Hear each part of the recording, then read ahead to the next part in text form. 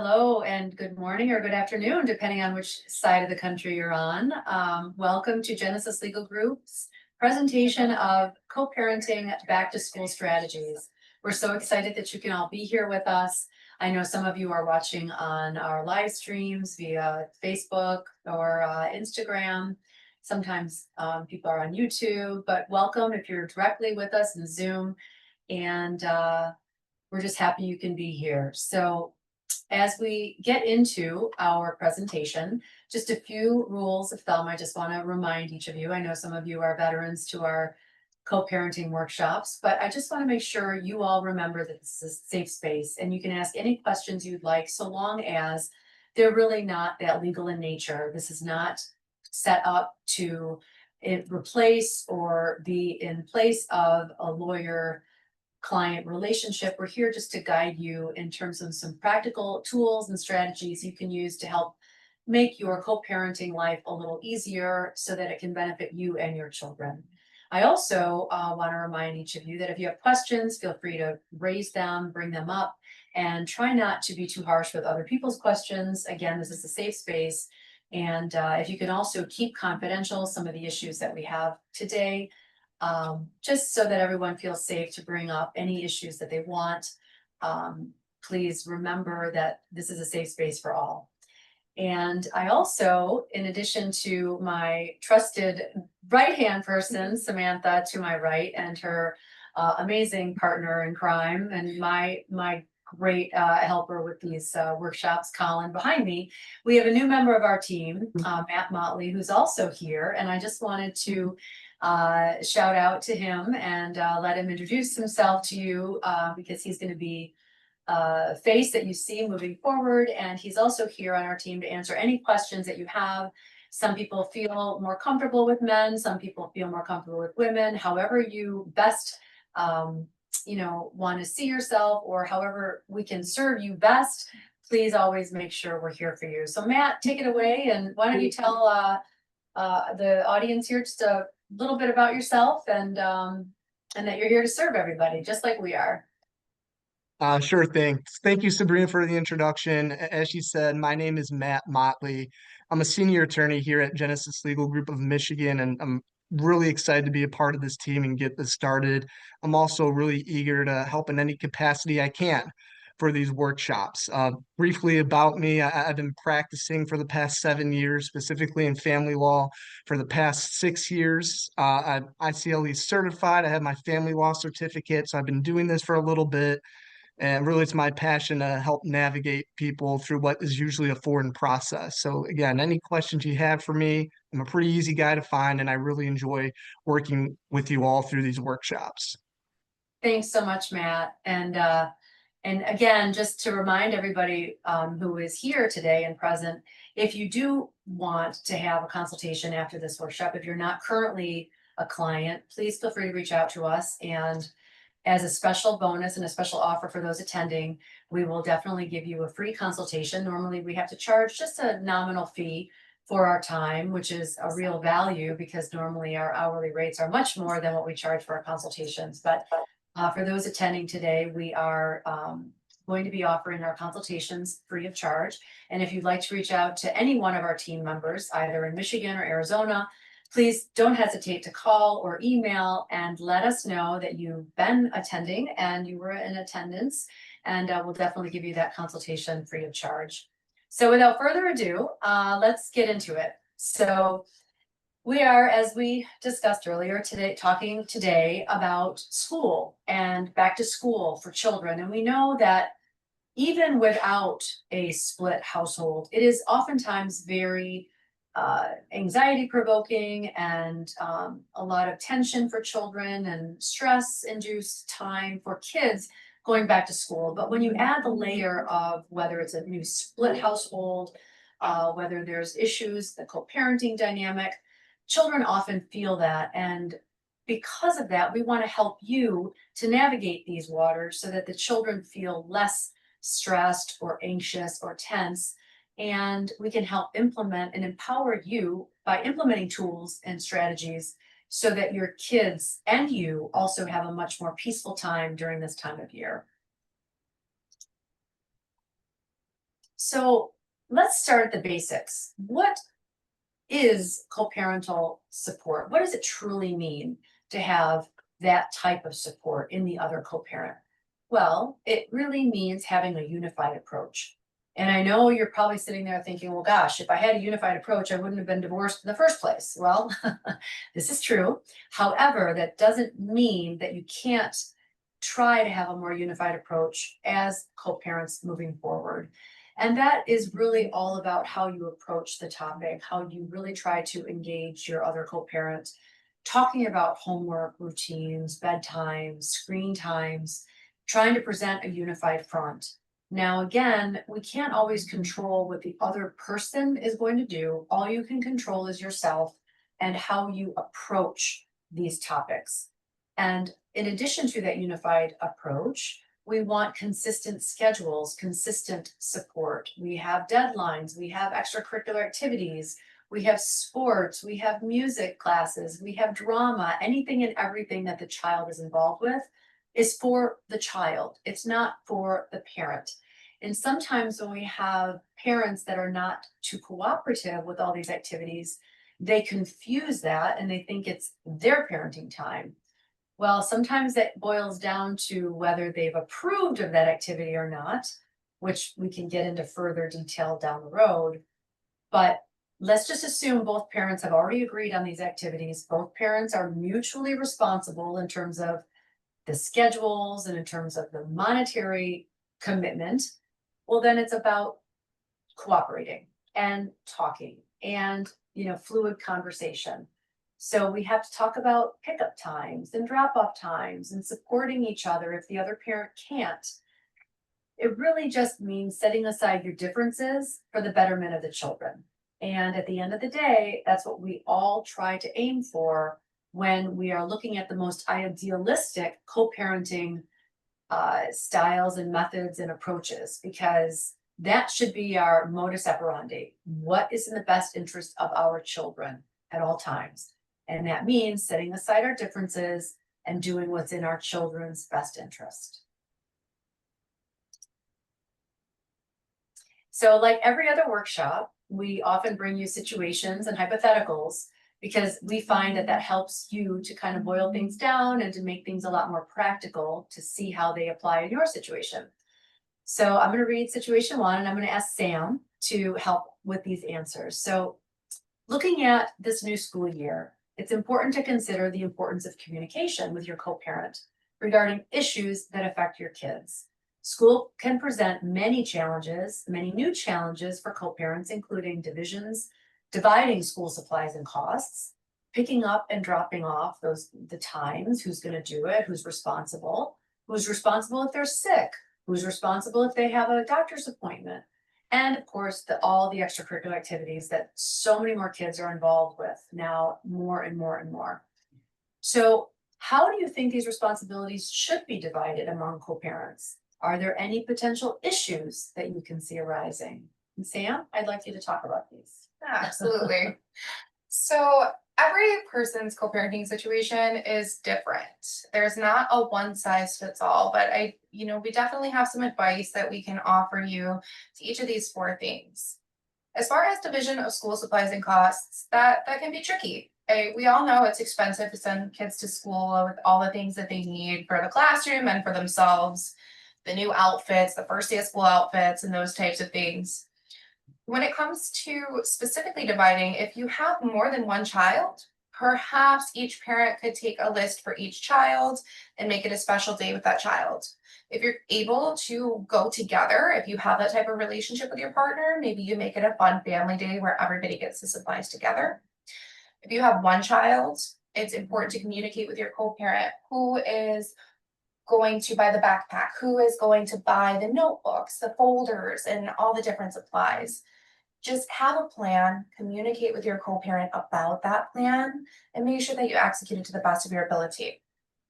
When it comes to pick up and drop off times, I think it's very important, and we would urge you to have something specific in your parenting plan that you're able to follow. Usually when it comes to pick up and drop offs, if it's during the week, it can be at school. You pick up at the end of the school day. if there's no school that day, because in Michigan, we have tons of snow days and cold days. If something like that happens, then there could be a set time that you agree on with your co-parent, or you fall back on whatever is in your specific agreements. As far as picking children up when they are sick, we would all like to think that if we get a call and our child is sick, we will be able to run there immediately. We all want to do that, and both parents should absolutely be on there as the emergency contact. A fallback that I would say is, if it is your parenting day, you are responsible for picking up your children. You are responsible for getting them from school or getting care for them if they're sick and they have to stay home. Of course, you can rely on your co-parent if you need to, but it would ultimately be that parent's responsibility. And then for extracurricular activities, I think it's important to stress and realize that extracurricular activities are for the children specifically. They're excited. They want to see both parents at their basketball game or at their cheerleading practice or their play or their theater. They want to see both parents there. So to the impact that the parents are able to bring, if both parents can be there regardless of whose parenting time it is, that's really important. So I think that was very well said, Sam. Thank you. If anyone has questions about that, we also know that that's really truly more idealistic. Not every situation is that simple, although, or I should say that easy. Although the idea is simple, the carrying out of this for some parents, because of their ego or their selfish ways or their just, vindictiveness, it's hard for that other person to be that kind and putting aside their own differences. If you have a difficult co-parent and you are not able to work with that co-parent, our recommendation is simply do the best you can and remember that you may have to compromise more than the other, but try to always have in the forefront of your mind that you're doing it for the betterment of your children. That in time, your kids will see it. They'll know they can rely on you more. They know that you're the steady person. They know that you are the one who is truly there for them, despite everything else. So sometimes being the better person is more difficult, but in the long run, you will not only be better as a result of it for yourself, but also for your kids. And not only will it sharpen your skills in terms of the person that you are, you're also showing your children the values that you want to instill in them, not by saying them, but by being the version of yourself who is that person who has those values, who possesses those values, despite what the other co-parent may or may not be doing. Sabrina, I have one other question that I get a lot from my clients that's related to this. What about if there's a project or a deadline upcoming? Is there a way that they can communicate with their co-parents better for that purpose? So we see this a lot. We see that one parent is the more responsible one in terms of homework. And if there's a major school project, let's say you have a week on, week off schedule, and the week that you do not have your kids, this big, huge project is due, and you know that the co-parent is not helping your child to, get the poster board, get all the supplies, go to Michael's and get all the things that they need to do this project. Well, try to the best of your ability to communicate that with your parent, the other parent. And if they're not willing or able or just even, aware that they need to or should be doing this, talk to your child. And depending on the age of your child, perhaps you can suggest that you would be willing to help or drop off things or, help effectuate the getting of this homework done, maybe meeting them at the library. You're trying not to undermine the other parent, because that other parent could be seeing that or viewing that as trying to undermine their parenting time or their role as a parent. But, it's a very delicate situation sometimes, because you want the best for your child, right? You want them to get the best grades they can, and you want them to be responsible for school. But if the other co-parent isn't really helping to, promulgate that, to effectuate that, to have that same goal in mind, then there's some difficulties, especially if that other parent wants to take them out of school more than you want to, or take them on a trip when you don't want them or think that they should go away from school. So there's a delicate balance, and our recommendation is keep track of everything to the best of your ability. either in the notes section on your phone or on a journal if you like to write. But make sure you keep track of things. And if you see your child's grades slipping, especially when they're in the care and custody of the other parent, over time, and you see that pattern build over time, there are things that we can do about it. We can perhaps, if we don't like to take them back to court, but if we have to, we'll take them back to court. If we have to call them and do a stipulation in order to try to get them to compromise a little more, we can do that. We can go to, alternative dispute resolutions. There's a lot of other ways we can try to, achieve the same results without being super aggressive. But if we need to be aggressive to protect your child in their best interest, we will do that.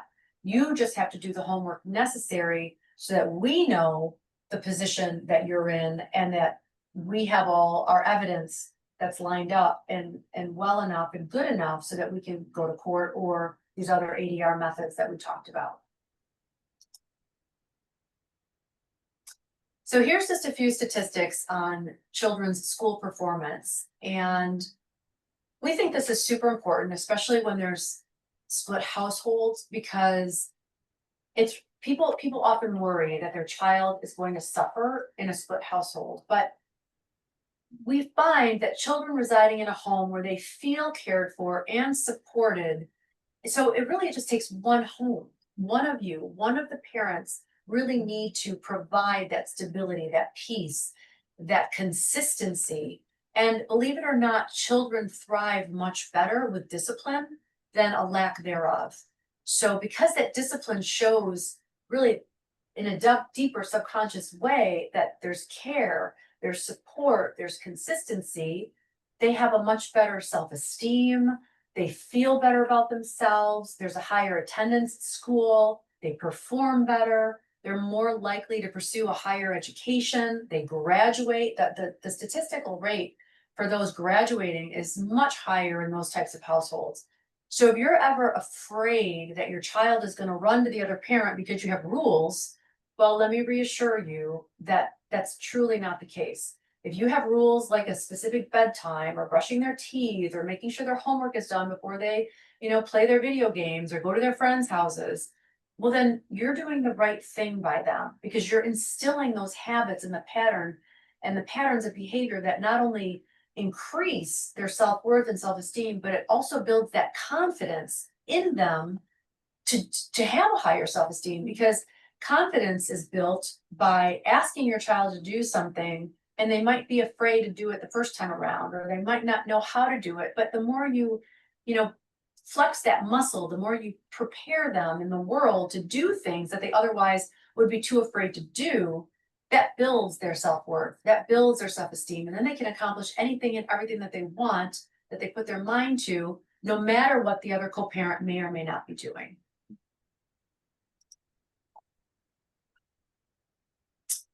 So again, kind of piggybacking on what we had in the last slide, what are the largest challenges that we often see in two households? Well, the attendance. Oftentimes we see if in the other household that they don't want to wake up. The mom or the dad is just too tired to take them to school on time or to get them to the bus, depending on the age of the child, or to force them to go to school. We often see a slide in academic performance and getting the homework done, which is what we talked about earlier. So this is the largest challenge two household children face. And so don't be afraid to talk to your children about, their habits when they're with the other parent. It's okay. You're not pointing the finger at the other parent per se. You're just asking your child, hey, how is this class going? If you know that they're not doing so well in algebra, ask them. Say, hey, how did you do on your test? And if it's during the week that they're not with you or the few days that they're with the other parent, depending on the type of parenting time schedule you have, talk to them about it. Let them know you're there to help them, and, get on a video call with them if you need to help tutor them or to go over their homework with them. And if the other parent complains about that, well, then you and the other parent have an adult, mature discussion about it. And hopefully the other parent won't feel threatened that you're helping your child in a way that they can't. If the other parent isn't willing or able to step up and you are, try to enforce that you're just doing what's in the best interest of your children. I'm sure you have other things to do on your own time, just relax sometimes. People want to just relax, but if it's for your children, well, then you know you need to step up sometimes. How you can best help your children with the attendance and the academic performance and the homework. And this is what I was talking about. So, ensure that your child isn't missing any more school. Talk to them about it. And if that's not helping, if they're saying, well, dad's just not getting me there, well, then talk to your co-parent about it. Talk to whomever you need to talk to resolve the issue. And if that's not getting the job done, well, then perhaps put it in writing. And if you put something in writing, always make sure you write it in a professional, polite manner. No name calling, no profanity. Always remember, anything you put in writing can and most likely will be seen by third parties, including the friend of the court or the judge or another lawyer or whomever. So just assume that whatever you put in writing or whatever you're saying could be recorded, could be taken down, could be shown by other people outside the two of you. So always put your best foot forward. With academics, you always want to encourage your child to do the best that they can in a way that is good for them. If they're struggling over, some type of course, whether it's English, whether they're having difficulty reading, whether they have a learning disability that you're just uncovering, try to be there for them in a way that's non-judgmental, that's not condemning, that is not condemning of the other parent, that's really just open and just truly there in an unconditional way. Children need to feel safe and heard in order to be open with you about their struggles. And really, that goes with anything in life. Your children won't open up to you if they feel that every time they do, they're going to get yelled at or disciplined in a negative way without really constructive disciplining. You need to make sure that what you're doing helps propel them further and not set them back even more. In homework, again, establish a designated area or time for completing the homework. And if you and your co-parent can align in terms of the best times of day that your children should do this, the best way to do it, making sure that your rules are as consistent as possible, that would be really ideal. Bedtimes can be the same if the rules in terms of social media or the use of cell phones or any type of other devices can be the same across both households. That truly is the most idealistic way that your children can thrive. And again, be their biggest cheerleader, whether it's games, whether it's, when they score a great goal or a touchdown, or whether it's getting an A+ on their science project and they're getting highlighted by all their teachers. It's super important that you encourage them to be the best they can be. And, the more, it's kind of like what I was talking about earlier, instilling these efforts in your children to do their best, to be the best, so that they overcome their fears. And that helps build that confidence. So if they're not afraid to speak up in school, then they won't be afraid to speak up with you or the other co-parent. Then they can start being their best cheerleader. As they get older, they will be able to have a voice for themselves, because that's what you want for them. You don't want them kowtowing to someone who is, instilling fear in them. At certain ages, sure, we want them to respect their elders, but as they get older, you want to make sure that they speak up for themselves, but in a respectable way, to be respectful, to show their respect for their teachers, but at the same time, show respect for themselves. And the only way they'll know how to do that is if you teach them. So regardless of the way that you have any type of relationship, or regardless of your relationship with the co-parent, always put the needs and support of your children first. If you can't be unified with the other co-parent, try to do the best you can do to instill these values in your children. Communicate, be flexible, compromise, do everything you can to be there for your children in that way, so that they are raised with those values and they understand what it's like not only to have the support from you, and again, only one parent's support is really truly necessary, although two-parent support is great, but for them to be the best person that they can be, don't try not to worry so much if the other co-parent is around. As long as you provide that support and you provide that stability, that consistency, the constructive feedback and constructive criticism of your children. Mind you, I say constructive for your children to be the best versions of themselves. They will thrive and they will grow up to be the amazing children that you dream and hope that they'll be.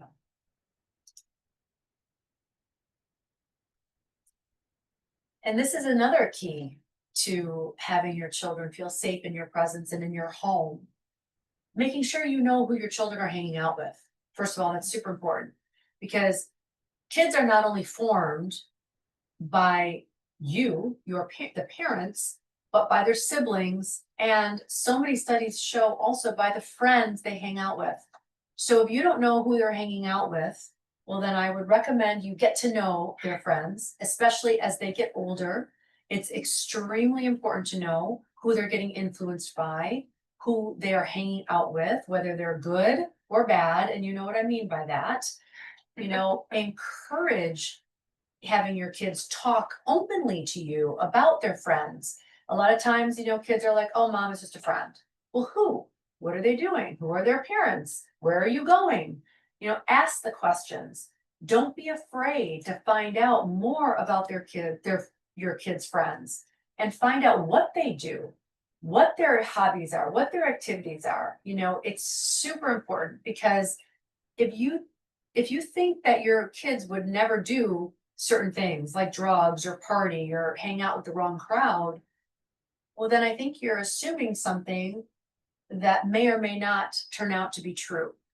So try to get a handle on the friendships that your kids are forming because we are just basically a sum of those closest to us. And that includes our friends. That includes your children's friends. Not only we say that about ourselves, right? We are the sum total of all of those closest to us, but that includes our kids.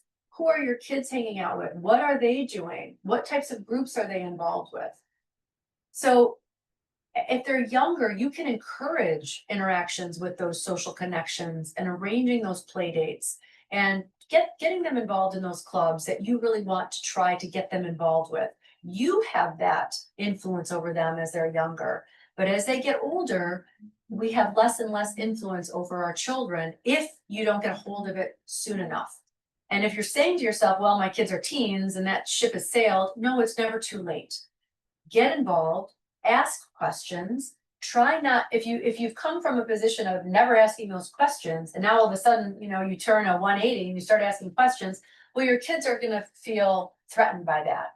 So you need to do it in a very disarming way. You need to approach them in a way that they feel comfortable, that they feel safe and unthreatened. So try to do it in a way that is a softer approach. And slowly but surely, you will start to know more and more about not only their friends, but also your children as a result.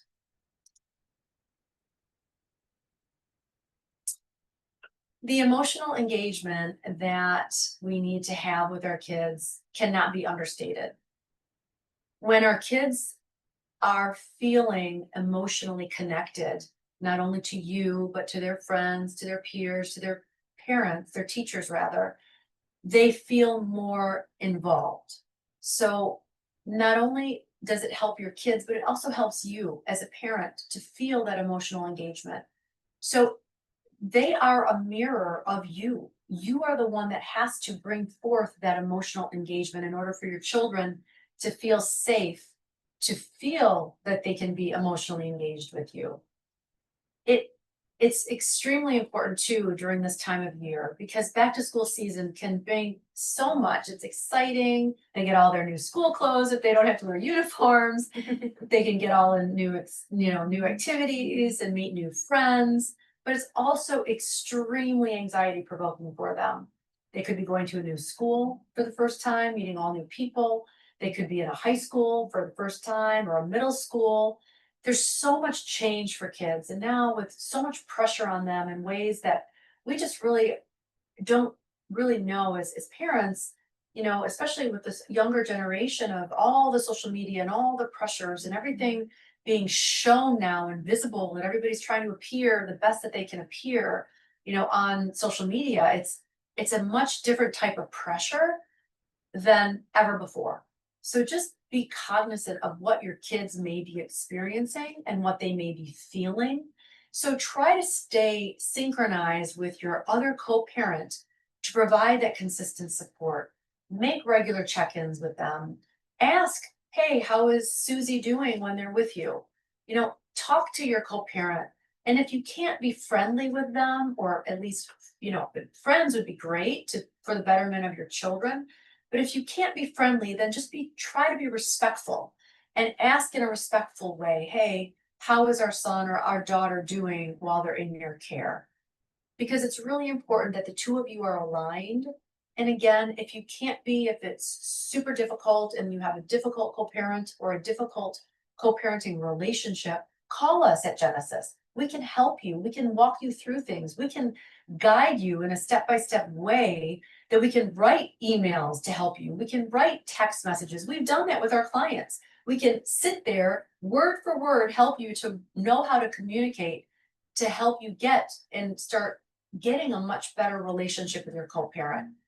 And it's all about practice, and it's all about setting aside your ego for the betterment of your children. But the more you do it with your co-parent, it's a trickle down effect. Your children will feel it, you'll feel it, and your children's emotional well-being will be so much better as a result of that, that you will be happy that you did.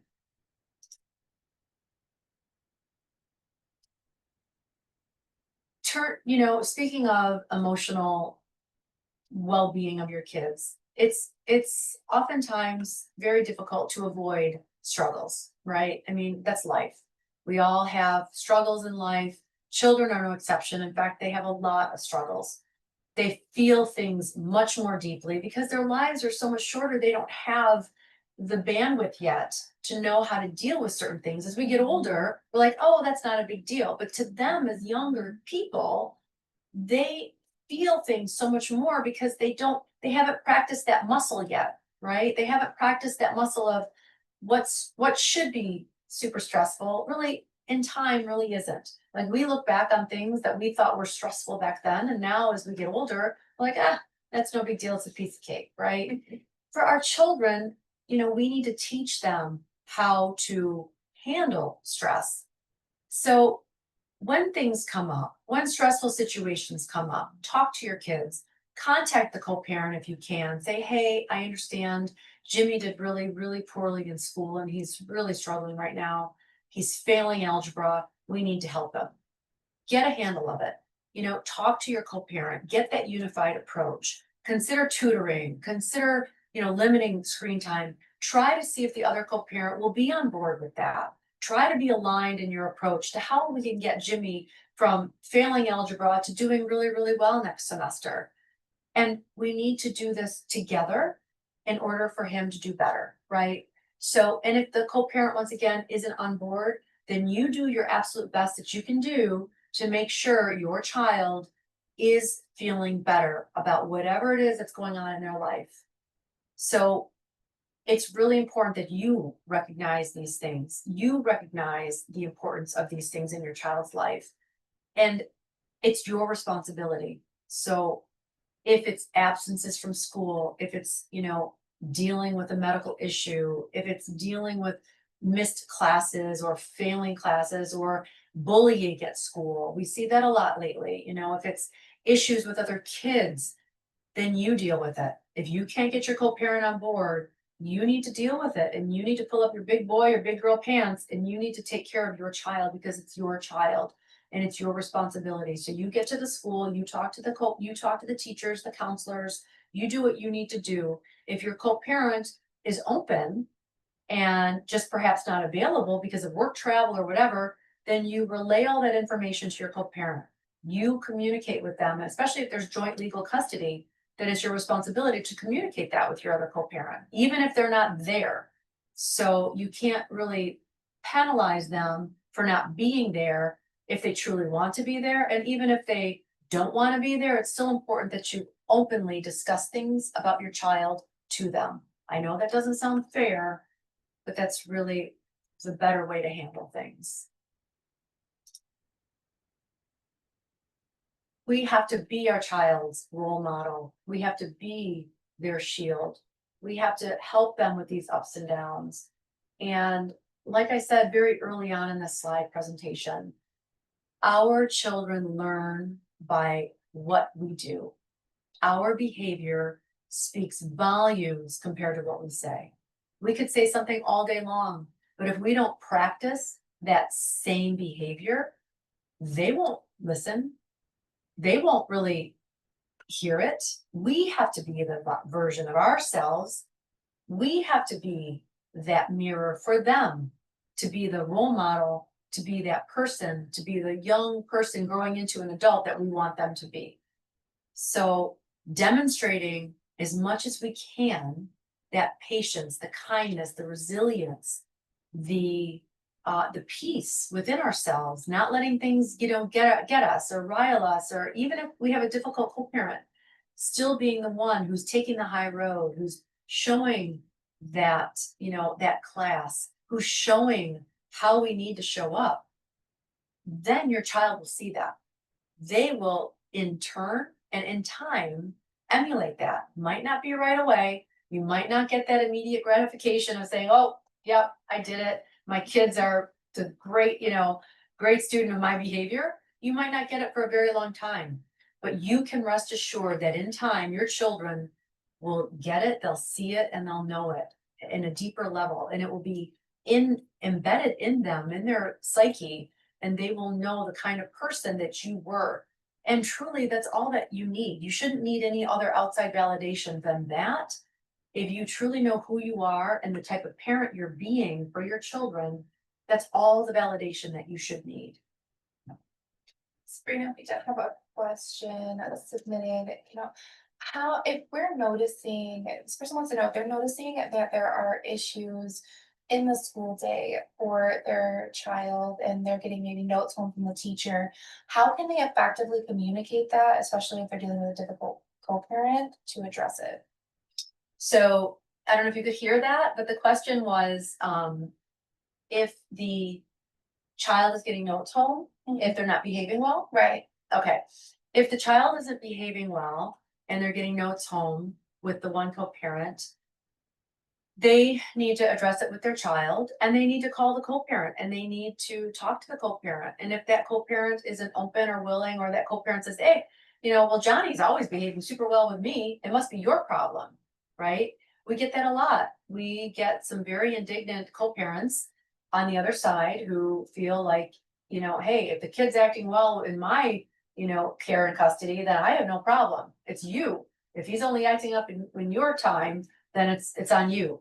And sometimes we feel that, and sometimes we get that, and our clients come to us and they're pulling their hair out because they don't know what to do. Well, the best way to approach that is talking to your child, going to the school, and perhaps getting your child with a counselor or someone where they feel safe to talk about these issues, getting to the root of perhaps why they are acting out in school. Many times we see that children act out in school because they're not feeling safe, or they're feeling insecure about something, or they're truly taking their aggression out at school when it really should be openly discussed with the parents. So it's really important to address it. And if that other co-parent is not willing to come to the table to talk and be open with you about it, then unfortunately, this is something you're gonna have to deal with on your own. And make sure you do deal with it, make sure you talk to the school, make sure you get the counselors involved if you need to, but try to effectuate the change in your child's behavior as soon as possible. And then one other question, Sabrina, piggybacking off of that, what if we think, what if a parent thinks that their child needs extra tutoring, extra help, but the co-parent won't agree? What can they do in that situation? This is also very common. Yeah. And unfortunately, one parent doesn't want to pay for it. So they'll say, oh, my child doesn't need it. And the one parent really just wants them to do really well and excel and exceed. Unfortunately, unless it's ordered by a court or agreed to in writing, like a stipulation and order. Most courts speak through their orders, so the only way you can get a court to, to rule, we have to have orders in order to really press that issue. But if you want to do something, then you have to take it upon yourself to do it. And most oftentimes it's on your parenting time. If the other parent isn't agreeing, if the other parent doesn't want to pay for it, if the other parent doesn't feel it's necessary, then you're going to have to do it on your parenting time. You're going to have to pay for it. You're going to have to drive them or have it at your home or the library or wherever is, convenient for you and the child during your parenting time. Now, if they are so adamant against it and opposed to it that they're saying absolutely not, under no conditions do I want this, even if you're willing to pay for it, even if you're willing to do all those things, then you may have to go to court over that issue. And we see that a lot in terms of religion. We see that a lot in terms of the types of schools that the children go to. If one parent is in complete disagreement with the type of religion or the type of school that they're being, raised in or going to or attending, or a club or an activity, then oftentimes we have to litigate over this issue. And unfortunately, in that case, you're allowing a mere stranger to rule on something that should be left to the family. And I say family, even though it's a split household, because it's still a family unit. It just looks a little different. And it's 100% impacting your child. So if the two of you can't get a hold of your decision and compromise for the betterment of your child, and there's too much ego involved, and what's in the child's best interest, then you may have to go to court over that issue.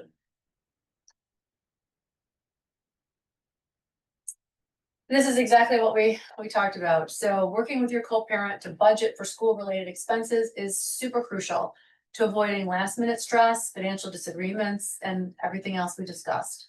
Planning ahead for costs like supplies, extracurricular activities, school events, sporting events, any type of uniforms that are needed, books, supplies, that all ensures that your child has what they need without any type of conflict.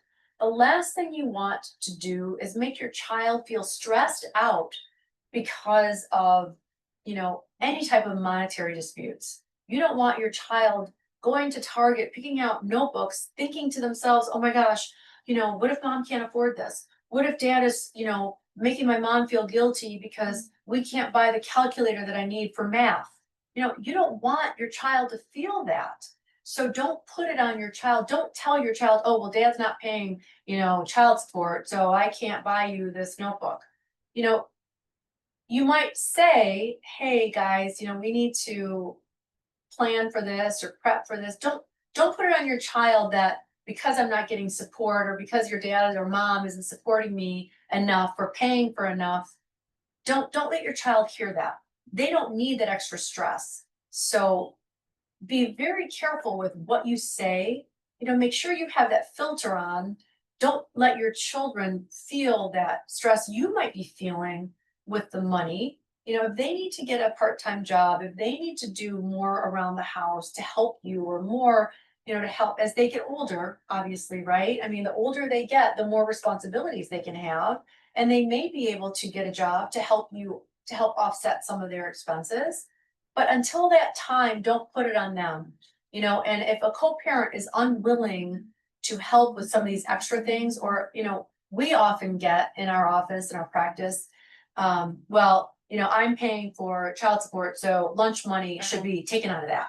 Or, we hear that a lot, and kids will hear that. If one parent is giving child support to another, they'll tell the kid, oh, hey, well, I'm paying your mom, all this money, so, you shouldn't come to me for any more money for like a game or, lunch money or whatever. That's the worst thing that you can say to a child. They don't need that extra pressure or stress, especially when it comes to money. So make sure you try, make sure you try, at least try is the operative word, right? Because we can't control the other person. Do your best to be the better person, to take the high road. And if you hear that the other co-parent is saying those things or doing those things with your child or children, try to get a hold of it. And again, if you need our advice, how to approach it. We're happy to help you. We're happy to help write those texts or emails for you. We need you to understand that, even if you are doing your best and they're not, at least that's something, right? It's better than avoiding it. It's better than ignoring it. Because if we ignore something, it's still gonna persist, right? So try not to resist it. It'll persist. That famous saying, just do your best and prepare for everything that you can do on your own. You prepare for all these expenses. If you're not getting the support, either emotionally or mentally or financially from the co-parent, do your best to offset that stress for your child.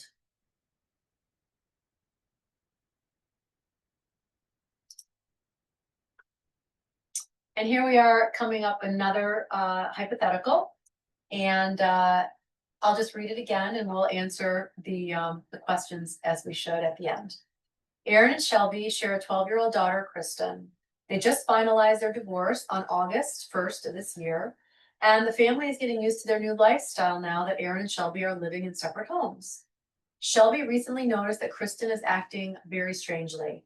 She's sleeping later than usual, she's less talkative than normal, and she's refusing to spend time with her friends during the last few weeks of summer.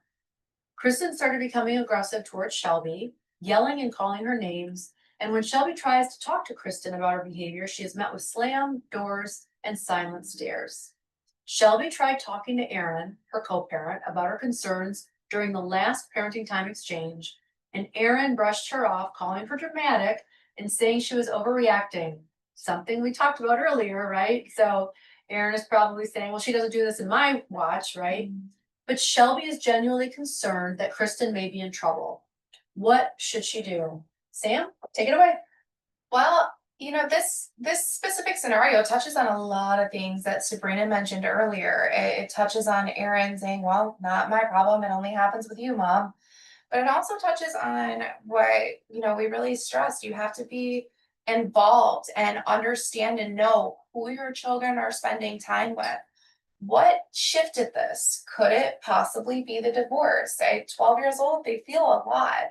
They understand a lot. They're shifting into their teenage years. Maybe the divorce is really hard. Maybe something happened in Kristen's friend group here that mom and dad aren't aware of because the divorce took up so much time.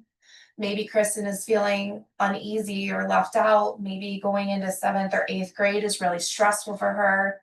Sometimes with a divorce, we see a move and then we're in a different school district. There's new, all of these things are really going to impact Kristen. And if Shelby is noticing things that are very abnormal and they just popped up now, maybe they need to consider looking into potential therapists. We always encourage, if your children are having a hard time understanding their emotions or comprehending what's going on, and maybe it's difficult to deal with the co-parent because things are a little rough right now, therapy is always helpful for kids, especially when they're experiencing this transition period. So maybe Shelby could talk to Aaron about a potential therapist. But unfortunately, we see this a lot too. Maybe Aaron doesn't want to pay for the therapy or doesn't think that therapy is helpful or doesn't think that Kristen needs therapy because she's only 12. She can't have those types of issues. Anxiety is real for children, and if therapy will make Kristen feel more comfortable, perhaps than sharing it with Shelby or Aaron, maybe that could be a great outlet for her.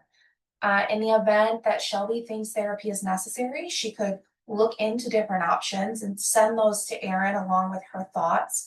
A well-written, well thought out email with different options for Aaron to consider and research on his own. And she could also research different tactics to help the adjustment. There's a lot of information out there. That's a big reason we put on these workshops, is to give people that information and those tools. And there's several things out there for books and webinars to help co-parents. But if Aaron just continues to brush Shelby off, then it's going to be necessary to call one of the lawyers here at Genesis and ask for help. Maybe we need to go to court and get that court order to really help Kristen get through what she's going through, because it's a crucial time in her life to get that support. Absolutely. Very well said, Sam. Thank you. It is very important. It's important to trust your instincts as a parent and to really make sure your children get the necessary help they might not know they need it. They might brush it off. They might say absolutely not. They might dig their heels in, be indignant to any type of help, especially therapy. I know kids can be very threatened by the word therapy.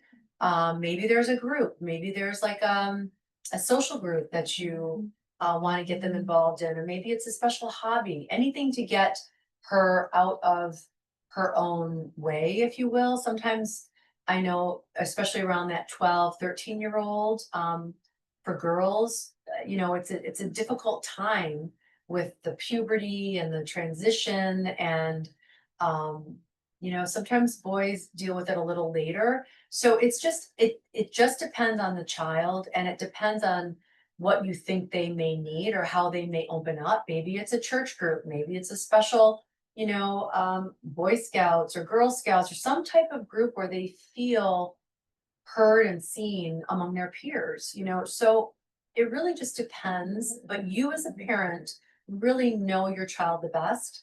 And if Shelby is under the impression that what her daughter needs is that therapy, then I would definitely make sure that that is done, because parents just usually know. And if the one parent is in disagreement with Shelby, then Shelby needs to follow her instincts and do what she thinks is best.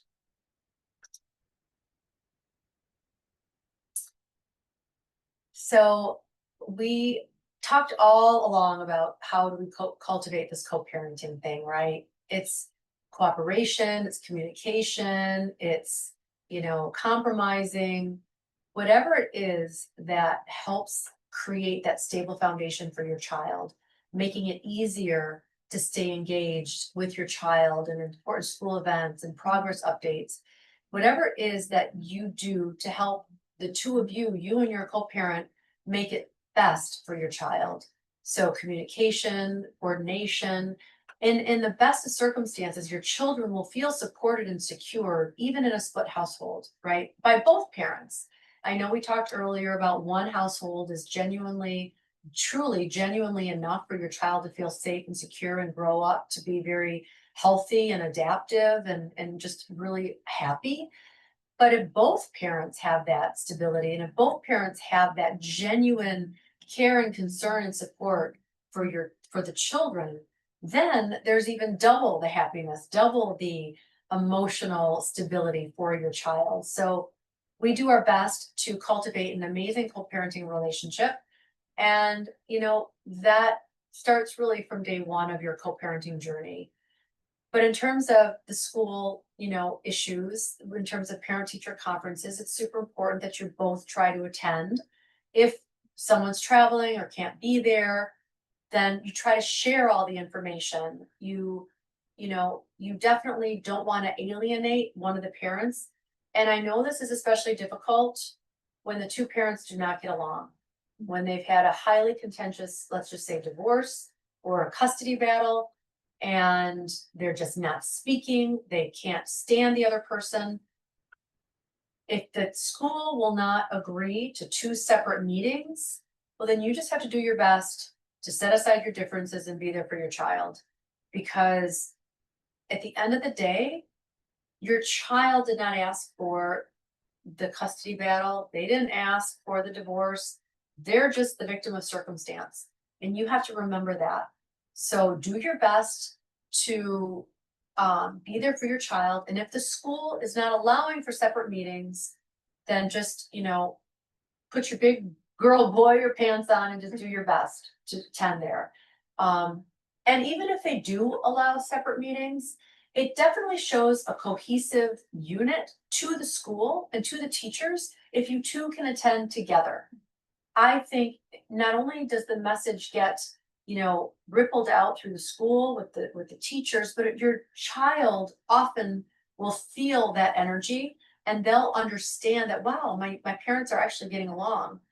It's so much better when the child sees their parents. Let's just say they're in the middle of a game, or they're in band or music or a show, and they look out in the audience and they see their parents and they see that, oh, my parents are actually talking, or oh, my parents are actually kind of sitting next to each other or close by. They're not in complete polar opposite ends of the auditorium. that makes your child feel so much better. There's no stress, there's no tension, there's no anxiety provoking incident. Just remember that the next time you come across your co-parent, because your child will feel it whether you say anything or not. Your behavior speaks volumes. So, and that goes with the report cards and progress reports. If there's notes that come home with your child, make sure you share that with your other co-parent. There's actually a question that came across our feed that says, what are the potential benefits of using our Family Wizard? And I'll bring this up now because this is another way to perhaps, if the two of you are not communicating well or getting along well, our Family Wizard is an app that is oftentimes used when two parents don't get along well, but we also, as legal counselors or the courts, we can have access to it. One of the parties can grant us access, and it monitors certain behavior within the communication app. There's certain words that aren't tolerated or they're flagged. So it just really puts a little more scrutiny on the two of the parents' behaviors in terms of how they're communicating. And if you get a report card or a progress report and you haven't been in the practice of emailing it or texting it, well, our Family Wizard, you can upload those things to our Family Wizard and that will be there. And it also protects you if they claim that you never sent it. You can say, well, yes, I did. And you can go back in your chat history and say, yes, I did. I sent it on, September 1st or whatever. So if your relationship isn't to the point where you need our Family Wizard, then definitely share these report cards, share the notes that come home as timely as possible. If there's an event at school, let the co-parent know about it. Obviously it's the other co-parent's responsibility to get into the school calendar, to get access to the teachers, just like you are, to the counselors, just like you are. But it's super important if you know that the other parent isn't, just do your best to communicate the game schedules, when school pictures are, et cetera, et cetera. So try to be on board and aligned to the best of your ability, again, for the betterment of your child. And, again, we're just sort of reiterating the same theme over and over. Co-parenting, the communication is super important. Discuss carpool options, work schedules. If you can't always pick up your child when it's your time because you can't get out of work early, see if the other co-parent can. And if they can't, then obviously it's your responsibility to find someone.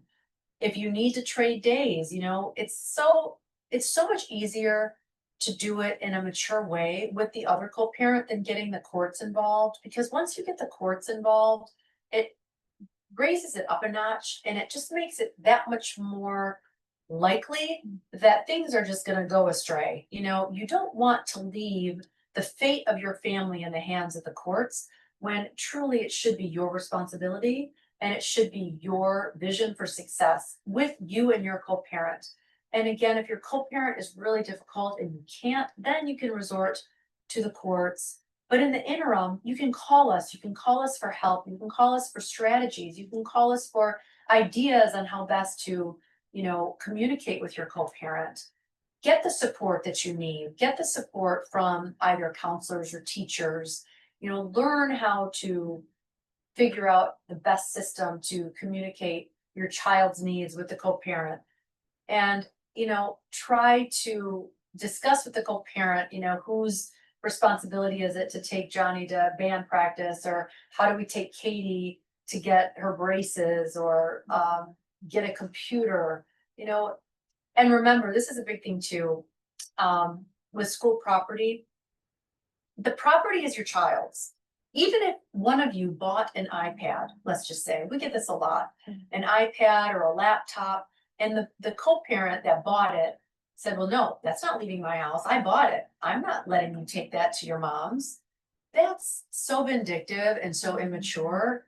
And your child feels the ripple effect of that times a million. It's not healthy. It's not a way that you should parent your child. And if you know the other co-parent is doing something like that, well, I hate to place blame or condemnation, but shame on that co-parent, because that laptop is for the child. You know, the backpack is for the child. It's theirs, it's their property. And courts across the country have ruled consistently that property of the child stays with the child. So whether it's their coat, whether it's their backpack, whether it's their laptop, that stays with the child no matter who bought it. So if you disagree on the age of the child in terms of the cell phone use, you know, if the one parent thinks that the child's too young to get a cell phone, that could be an issue. But other than that, laptops and anything necessary for school and school function and doing well in school, well, then that property is the school's, I mean, is the child's property. Oh, and here we are. We've come to the end of our we've come to the end of our workshop. And I think I answered all of the questions that came up. Does anybody have any questions in the chat?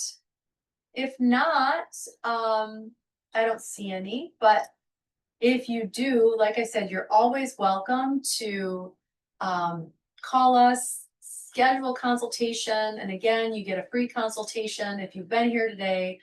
And we couldn't be more thrilled that you were here with us.